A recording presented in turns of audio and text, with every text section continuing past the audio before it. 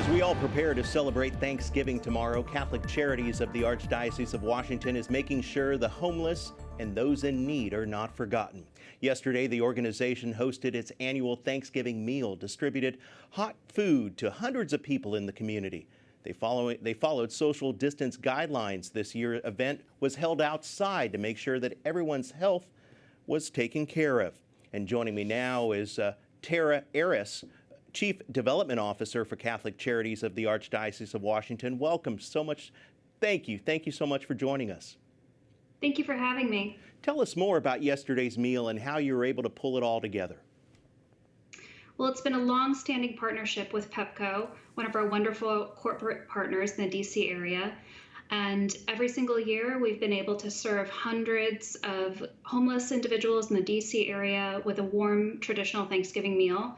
This year was a little bit different, unfortunately, in light of the pandemic, but we were able to partner again together and serve the community in need to the best of our ability. Your organization is truly doing the hands and feet of Jesus, and the weather out there is certainly getting colder, and I understand that a number of people were given coats. They were. Pepco has been incredibly generous with Catholic Charities. They provided winter coats to every individual that lined up to receive a hot meal. They also provided them with personal items such as bars of soap and other types of sanitary needs. Catholic Charities was able to provide 2 hot meals to every person that came to the food distribution last night. There were more than 300 people received a traditional Thanksgiving meal, complete with turkey, mashed potatoes, gravy, collard greens, cornbread, and a dessert. Wow. And how has the need grown during this COVID-19 pandemic? What are you seeing and hearing from the communities that you serve? It's really quite overwhelming. For all of us on staff at Catholic Charities, we have seen a tremendous increase in need for food as well as other emergency assistance. There are hundreds of thousands of people that are struggling with food insecurity right now across our whole region.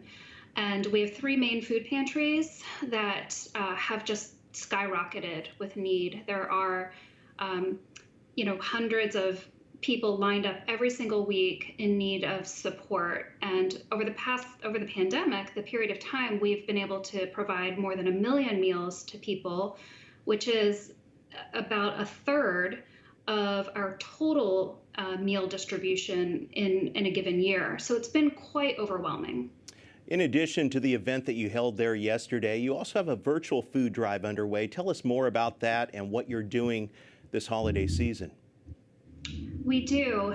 The virtual food drive is in its second year of encouraging the community to support Catholic Charities through its food programs. We have 3 main food pantries.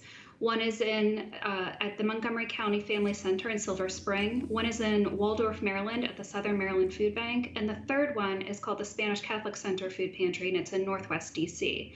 These 3 food banks, in addition to our community pop-up distributions, have only been able to be supported because of the generosity of our community and our donors. The virtual food drive can be found on our website at catholiccharities.org/VFD. Exactly, and we have the website there on the screen, and if people do want to help, either by volunteering or donating, they can just go to that website there and just fill out a form. Is that what they do, and give their monetary donation? Absolutely. It's a very simple process. You simply click on that link and it will take you directly to our donation page.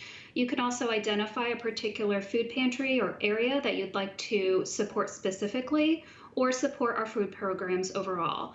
It doesn't matter where it goes. It's certainly going to be put to good use right away, especially during the winter season and especially as we move through the coldest evenings. Well, like I said, you guys are doing the hands and feet of Jesus, and we thank you for that. And Arras, thank you so much. Chief Development Officer for Catholic Charities of the Archdiocese of Washington, thank you for joining us. Thank you for having me.